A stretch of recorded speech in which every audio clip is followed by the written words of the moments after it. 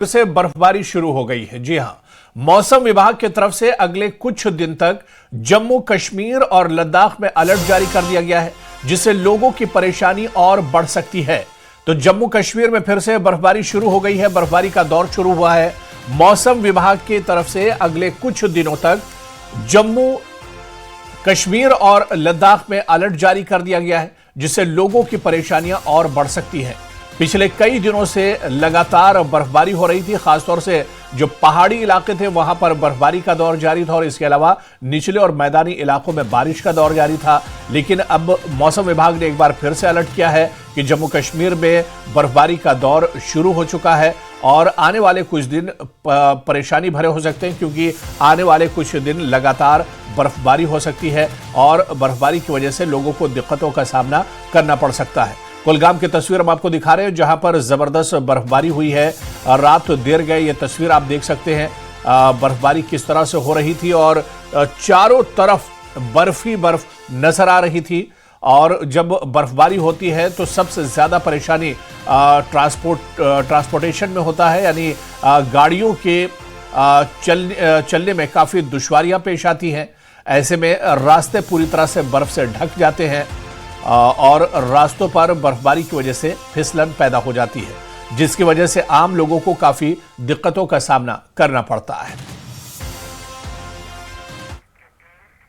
और वहीं जम्मू कश्मीर के भदरवा चटरगला इलाके में बर्फबारी में फंसे हैं 60 लोग और इन 60 लोगों को सुरक्षित निकाल लिया गया है।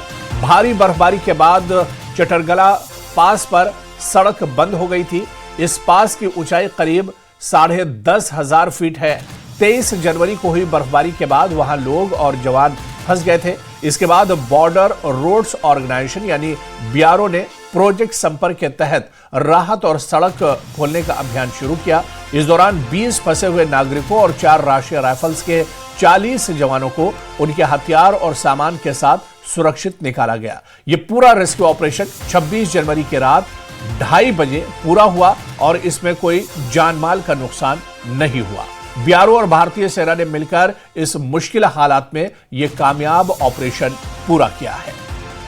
तो भदरवा चटरगला इलाके में बर्फबारी में 60 लोग फंस गए थे, जिन्हें सुरक्षित निकाला गया है। भारी बर्फबारी के बाद चटरगला पास पर सड़क दरअसल बंद हो गई थी।